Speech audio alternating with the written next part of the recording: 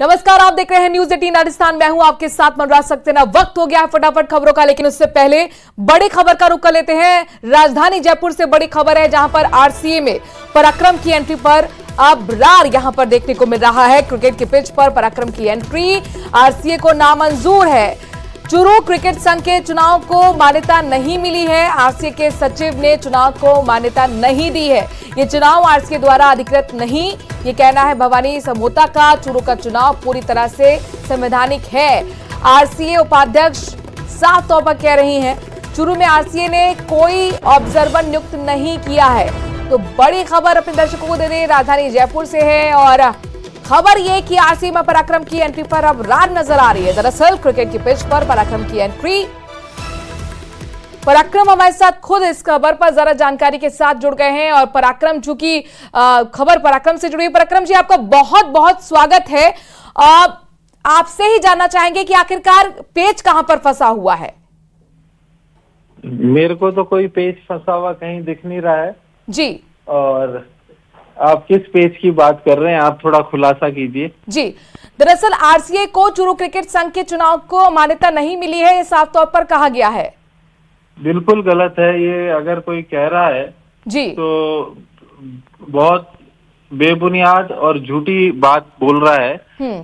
RCA के खुद के वाइस प्रेसिडेंट तो ऑब्जर्वर बन के आए थे और आरसीए के प्रेसिडेंट के हस्ताक्षर से ये चुनाव हुए हैं। स्पोर्ट्स डिपार्टमेंट का एक रिप्रेजेंटेटिव होता है, वो रहा है। तो इस चुनाव को तो कोई भी चैलेंज नहीं कर सकता।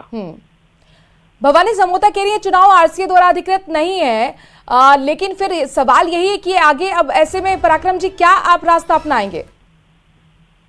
देखिए, मेरे को कोई रास्ता अपनाने की जरूरत ही नहीं है। मैं बहुत विधिवत तरीके से चुना हुआ हूँ और मैं चुनौती देता हूं कि कोई आदमी सामने आके इस चुनाव के ऊपर एक सवालिया निशान उठा के तो बताए। पराक्रम जी, लेकिन अब वही है कि आगे सोल्यूशन कैसे होगा, क्योंकि एक तरीके की रार यहां पर नजर आ रही है आपकी एंट्री पर। बिल्कुल नहीं है, ये बहुत ही स्मूथ और बहुत ही स्वादपूर्ण तरीके से मैं चूरू जिला क्रिकेट संघ का अध्यक्ष चुना गया हूँ। हाँ। और यहाँ ये रार वाली जो बात कह रहे हैं, ये मेरे को लग रहा है कि मेरे पिताजी कई बार कहते हैं कि चाय के प्याले में तूफान उठाना, तो आप तो उस तरह की बात कर रहे हैं। और मेरे को आपके माध्यम से ही मालूम चल रहा है कि इस तरह का कोई विवाद भी है। हाँ। और अगर कोई इंसान इस तरह का विवाद या इसके ऊपर कोई सवालिया निशान उठा रहा है तो मेरे को उस इंसान के बोलते हैं मानसिक दिवालियापन होने का अंदेशा है। तो आप ये सवाल सीधे सीधे आरसीए पर दाग रहे हैं, आरोप लगा रहे हैं आप आरसीए पर? मैं तो कह रहा हूं कि आरसीए के जो अध्यक्ष हैं वैभव गहलोत जी, उन्होंने तो वहां पे ऑब्जर्वर भेजा, उनकी प्रेजेंस में ये सारा चुनाव हुआ। जो आरसीए के वाइस प्रेसिडेंट है उनका हस्ताक्षर है। तो इसमें कौन कह रहा है? ये आप मेरे को बताइए ना कि इसके ऊपर सवाल कौन उठा रहा है इस चुनाव के ऊपर। आप उनसे मेरी बात कराइए। हाँ। या आप बताइए कि इस आदमी ने ये कहा है। हाँ। कि और उस आदमी की अथॉरिटी क्या है जो ये चीज कह रहा है। दरअसल ये आरसीए की तरफ से कहा गया है कि जो क्रिकेट आरसीए की तरफ से उसके चुनाव को मान्यता नहीं मिली है। आप आरसीए की तरफ से आरसीए के जो अध्यक्ष है वैभव गहलोत जी, अगर उनका कोई वक्तव्य है तो आप मेरे सामने लाइए। हाँ। और आरसीए के जो ऑब्जर्वर गए थे वहां पे, जो उपाध्यक्ष है आरसीए के शक्ति सिंह जी, उनका कोई वक्तव्य है तो वो लाइए।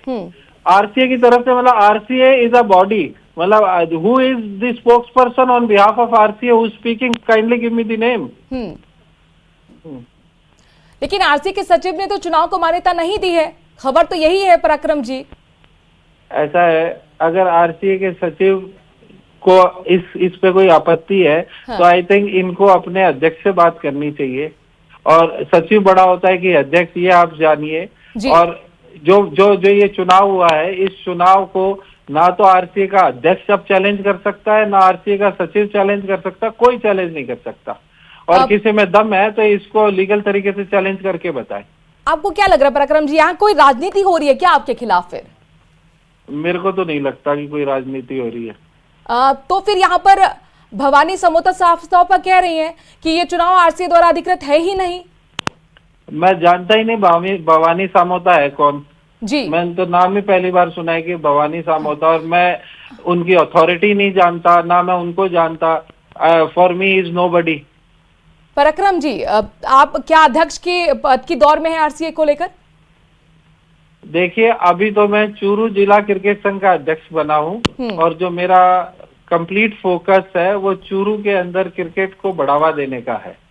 आरसी के चुनाव पता नहीं कब होंगे, जब होंगे तब देखा जाएगा कौन कौन मैदान में है, क्या स्थिति, क्या परिस्थिति बनती है। चलिए, बहुत बहुत शुक्रिया पराक्रम राठौर जी हमसे जुड़ने के लिए, जो क्रिकेट संघ के अध्यक्ष हमारे साथ जुड़े हैं। तो जब साफ तौर पर कह रहे हैं कि इस तरह का कोई विवाद मुझे आरसीए को लेकर नजर नहीं आ रहा है, लेकिन अपने दर्शकों को बता दें कि आरसीए के सचिव ने साफ तौर पर कह दिया कि चुनाव को मान्यता नहीं दी गई है, चूरू क्रिकेट संघ को मान्यता नहीं है।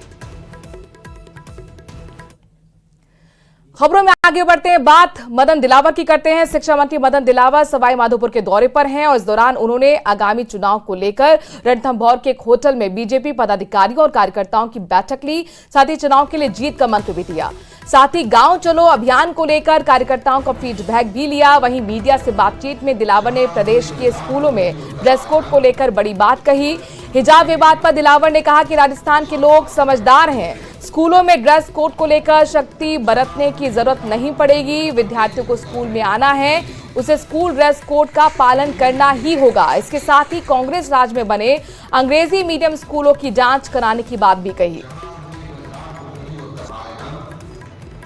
एक भी व्यक्ति ये कहने नहीं आया कम ड्रेस पहनकर विद्यालय में नहीं जाएंगे, ये हमारा बेटा विद्यालय में ड्रेस पहन कर नहीं जाएगा।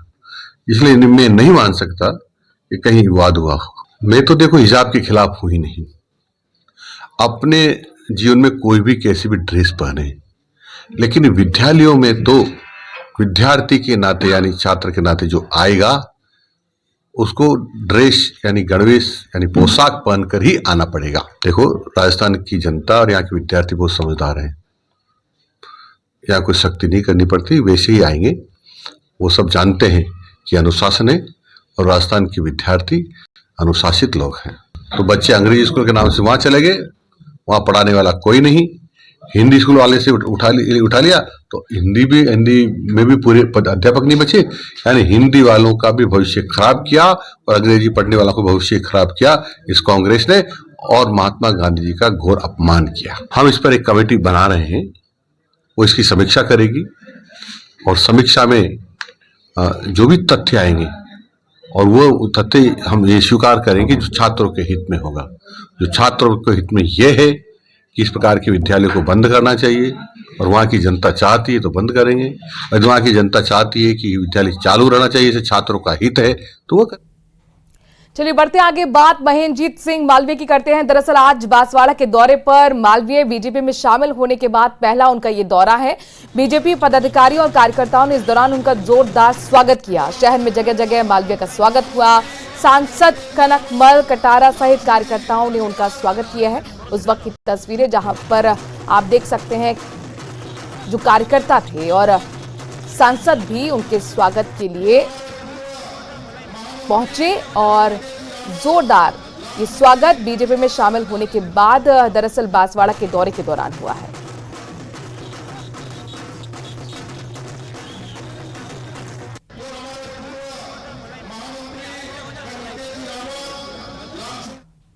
और अब आपको दिखाते तमाम खबरें